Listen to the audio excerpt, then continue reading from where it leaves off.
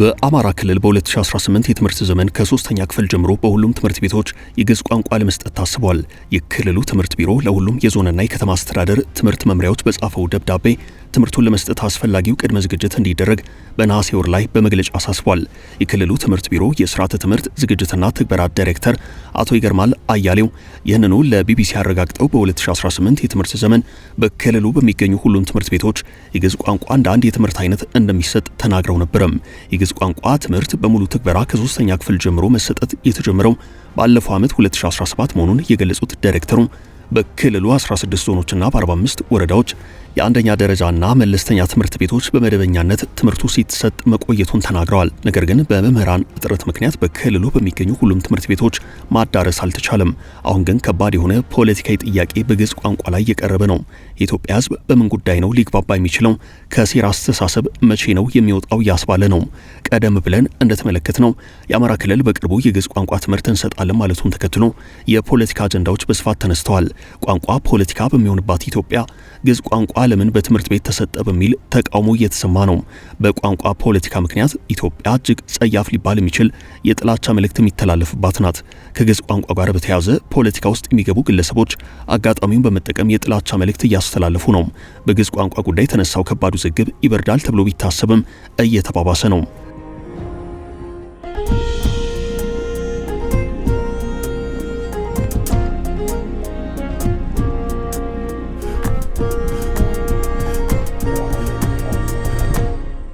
ግዕዝ ቋንቋ ለተማሪዎች መሰጠቱን የሚቃወሙ ጸሐፍት ብቅ ብለዋል። ከተቃወሙት መካከል ዶክተር በድሉ ዋቅጅራ አንደኛው ናቸው። በሌላ በኩል የብልጽግና ፓርቲ ተመራጩና የአዲስ አበባ ከተማ አስተዳደር ምክር ቤት አባል ዶክተር ሲሳይ መንግስቴ ግዕዝ ቋንቋ መሰጠት አለበት ሲሉ ተከራክረዋል። እነዚህ ምሁራን በአዲስ አበባ ዩኒቨርሲቲ በመምህርነት ያገለግላሉ። ዶክተር በድሉ ዋቅጅራ የጠቅላይ ሚኒስትር አብይ አህመድን መጽሐፍ እያነበቡ አስተያየት ከሚሰጡት መካከል የሚጠቀሱ ናቸው። የጠቅላይ ሚኒስትር አብይ አህመድ መጽሐፍ ለሀገር፣ ለወገን እንዲሁም ለአፍሪካ ጭምር የሚጠቅም ልዩና ድንቅ መጽሐፍ ነው በማለት በአድናቆት መልክ ይናገራሉ። በሌሎች ጉዳዮችም ምሁራዊ ሂስ የሚሰጡ ናቸው። እንደ ዶክተር በድሉ ዋቅጅራ አስተያየት በጠቅላይ ሚኒስትር አብይ አህመድ መጽሐፍ ኢትዮጵያ ከችግሯ ተላቃ በኢኮኖሚ ማማ ላይ ከፍ ብላ ትወጣለች። የጠቅላይ ሚኒስትሩ መጽሐፍ የአድናቆት ሀያሲ ዶክተር በድሉ ዋቅጅራ አሁን ደግሞ በግዕዝ ቋንቋ ላይ ሂስ እየሰጡ ነው። ዶክተር በድሉ በአዲስ አበባ ዩኒቨርሲቲ የስነ ጽሑፍ ትምህርት ያስተምራሉ። የግጥም መጽሐፍትም ጽፈዋል። ከዚህ በተጨማሪም በተለያዩ መድረኮች ስለ ሀገራቸው አስተያየት በመስጠት ይታወቃሉ። በሀገር ወዳድነታቸው የሚመሰግኑት ዶክተር በድሉ ጠንካራ ትችት በማቅረብ ይታወቃሉ። በአንድ ወቅት በአማርኛ ፊደላት ላይ አስተያየት ሰጥተው ውዝግብ ተነስቶ ነበረም። የአማርኛ ፊደላት መቀነስ አለባቸው ከሚሉት ምሁራን መካከል አንደኛው ናቸው። አሁን ደግሞ የግዕዝ ቋንቋ የሞተ ቋንቋ ነው ብለዋል። በቅድሚያ የዶክተር በድሉ ዋቅጅራን አስተያየት እንመልከትና ከዚያ ለጥቀን ዶክተር ሲሳይ መንግስቴ ግዕዝ ቋንቋ እንዴት በዓለም አቀፍ ተጽዕኖ ፈጣሪ ዩኒቨርሲቲዎች እየተሰጠ እንዳለ ያስረዱበትን ጽሑፍ እንመለከታለን። ግዕዝ የሞተ ቋንቋ ነው። ዶክተር በድሉ ዋቅጅራም ግዕዝ የሞተ ቋንቋ ነው የሚሉት መምህሩ ይህንን ቋንቋ እንደ አንድ የትምህርት አይነት ከ3ኛ ክፍል ጀምሮ መሰጠቱ እርባና የለውም ብለዋል። አንድ ቋንቋ ከ25000 በታች ተናጋሪ ካለው አደጋ ውስጥ እንደሆነ፣ የአፍ መፍቻ ተናጋሪ ከሌለው ደግሞ ሞቷል እንደሚባል የሚናገሩት መምህሩ ይህንን የሞተ ቋንቋ ከታች ክፍል ጀምሮ መስጠት የተማሪዎችን ጊዜ ማጥፋት እንደሆነ ይናገራሉ። መምህሩ ግዕዝ የሞተ ቋንቋ ነው ቢሉም አንድ ቋንቋ የአፍ መፍቻ የሚያደርገውና የሚነጋገርበት ሰው መጥፋቱ ቋንቋውን እንደማይገድለው የሚናገሩ ሌሎች ምሁራን አሉ።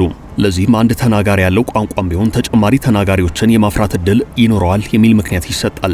አንድ ቋንቋ ሞተ ለማለት የሚያስችለው ስለዚያ ቋንቋ ምንም አይነት ጥንታዊ ታሪክ መናገር የሚችል ሰው ማግኘት ሳይቻል ሲቀር ነው። ቋንቋን የመማር ወሳኝ ዓላማ ለተግባቦትና ሕይወትን ለመምራት እንደሆነ የሚናገሩት መምህር በድሉ ዋቅጅራ ደግሞ ግዕዝ ለተግባቦትም ሆነ ሕይወትን ለመምራት አሁን ጥቅም አይሰጥም ይላሉ። ሆኖም የግዕዝ ቋንቋ ጭራሹኑ በትምህርት መልክ መሰጠት የለበትም የሚል አቋም የላቸውም። የግዕዝ ቋንቋ በአዲስ አበባ ዩኒቨርሲቲ በጀርመንና በፈረንሳይ ውስጥ ይሰጣል የሚሉት መምህሩ ቋንቋ የሚሰጠው በግዕዝ ቋንቋ ምርምር ማድረግ ለሚፈልጉ ብቻ መሆኑን ይጠቅሳሉ። በመሆኑም ትምህርቱ ይሰጥ ከተባለም መሰጠት ያለበት ከ9ኛ ክፍል ጀምሮ ወይንም ለአንትሮፖሎጂ፣ ለታሪክና ለቋንቋ ጥናት ፍላጎት ላላቸው የማህበራዊ ሳይንስ ተማሪዎች እንዲሆን መምህሩ ይመክራሉ። በአዲስ አበባ ዩኒቨርሲቲ የአማርኛ ቋንቋና ስነ ጽሑፍ ትምህርት ክፍል መምህር የሆኑት ሙሉ ሰው አስራቴ የተግባራዊነቱና የአፈጻጸም ሂደቱ ላይ ጥያቄ ቢኖራቸውም ቋንቋው እንደ አንድ የትምህርት አይነት መሰጠቱን በበጎ ይመለከቱታል። ግዕዝ ለኢትዮጵያ ነባር የቅርስ ቋንቋ ነው። አውሮፓውያኑ ላቲን፣ ግሪክም የግሪክ ቋንቋ፣ እስራኤሎችም ኤብራይስጥ ወይንም ሄብሬው፣ ህንድ ሳንስክሪት እንዳላቸው ኢትዮጵያም ስልጣኔዋ፣ ቅርሷ፣ ታሪኳና እውቀቷ በሙሉ የተከማቸበት ቋንቋ በመሆኑ መሰጠት አለበት ይላሉ መምህር ሙሉ ሰው። የኋላውን የተወና ራሱን የማያውቅ ህዝብ ስር ሳይኖረው እንደሚበቅል ተክል ነው ይላሉ። የኋላውን ትቶ ወደፊት መሻገር የለም። ስር የሌለው ተክል የሆነ እክል ከገጠመው ወዲያው ነው የሚደርቀው ሲሉም ጥንታዊ እውቀትን መመርመርና ማወቅ ለአንድ ትውልድ ወሳኝ መሆኑን ያስረዳሉ። በግዕዝ ጽሑፍ ውስጥ ሃይማኖት፣ ፍልስፍና፣ የባህል መድኃኒት እውቀት፣ የስነ ፍጥረት እውቀት፣ ታሪክና ባህል አለ የሚሉት መምህሩ እነዚህን ሁሉ ቆፍሮ ለማውጣትና ወደፊት ለመራመድ የግዕዝ መሰረታዊ እውቀት እንደሚያስፈልግ ይናገራሉ። ግዕዝን የምንማረው በየዕለቱ ዳቦ ወይንም ቡና ለመግዛት አሊያም መግባቢያ ቋንቋ ስለሌለን አይደለም ብለዋል። ከዚያ ባሻገር ዘመናዊ የሆኑ ጽንሰ ሐሳቦችን ለመሰየም የረዳ ቋንቋ በመሆኑ ለአማርኛም ሆነ ለትግርኛ እንዲሁም ለሌሎች የሴም ቋንቋዎች ማደግም እንደ ምንጭ ሆኖ እንደሚያገለግል ይጠቅሳሉ። ግዕዝ ሃይማኖታዊ ቋንቋ ነው የሚልና ሌሎች የተሳሳቱ አመለካከቶች እንዳሉ የሚጠቅሱት መምህሩ አዎንታዊ ነገሩ ላይ ትኩረት በማድረግ ሌሎች ክልሎችም ይህንን ቋንቋ ከግንዛቤ ቢያስገቡ መልካም እንደሆነ ይመክራሉ። ዶክተር ሲሳይ መንግስቴ በበኩላቸው ተከታዩን አስተያየት ሰጥተዋል። እርሳቸው ፖለቲከኛና የሕግ ባለሙያ ናቸው። ብልጽግናን ወክለው ምርጫ ተወዳድረው የአዲስ አበባ ከተማ አስተዳደር ምክር ቤት አባል ለመሆን ችለዋል። በግዕዝ ቋንቋ ጉዳይ ሰፊ አስተያየት ሰጥተዋል። ሀሳባቸውን እንዲህ ሲሉም አስረድተዋል።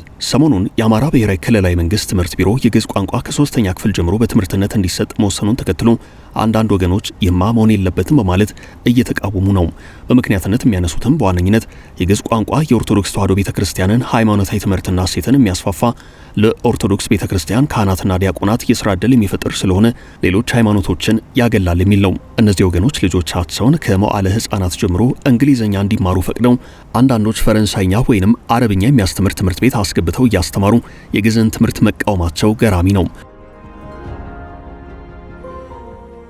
በግዕዝ ትምህርት ላይ ተነሳውን ለተቃውሞ እየቀረበ ያለው ምክንያት ስመለከት አንድ ነገር ትዝ አለኝ ይላሉ ዶክተር ሲሳይ መንግስቴም።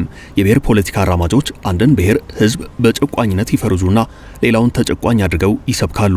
ተጨቋኝ የሚሉት ብሔር ህዝብ ልጆቹም በቋንቋቸው እንዲማሩ ይሰብካሉ። ሆኖም የነርሱ ልጆች የሚማሩት በዓለም አቀፍ ትምህርት ቤቶች ነው። አሁን ተቃውሞ ከሚያቀርቡት ግለሰቦች መካከል የዚህ አይነት ሰዎች እንደሚኖሩ ይገመታል። እናም የግዕዝ ትምህርት በተቻለ መጠን ከሃይማኖት ተጽዕኖ ነፃ ሆኖ ተዘጋጅቶ በቋንቋነቱ ብቻ ሊሰጥ ይገባል ማለት ይወግ ነው። ከዛ አልፎ መሰጠት የለበትም ብሎ መቃወም፣ በተለይ የተቃውሞ ተቋማዊ በሆነ መልኩ ሲቀርብ ግን አንድም ትምህርት ከሃይማኖት ጣልቃ ገብነት በጸዳ መልኩ መሰጠት አለበት የሚለውን ህገ መንግስታዊ መርህ ይጥሳል። ለማንኛውም የግዕዝ ቋንቋን የማወቅ ጠቀሜታን በመገንዘብ በትምህርትነት እንዲሰጥ ያድርጉ የዓለም ሀገራትና የትምህርትና የምርምር ተቋማት የሚከተሉት ናቸው ሲሉ ምሁሩ ሀሳባቸውን ያዳብራሉ። በሰሜን አሜሪካ የሚገኙትን የትምህርት ተቋማት እንዲህ ሲሉ ዘርዝረዋቸዋል።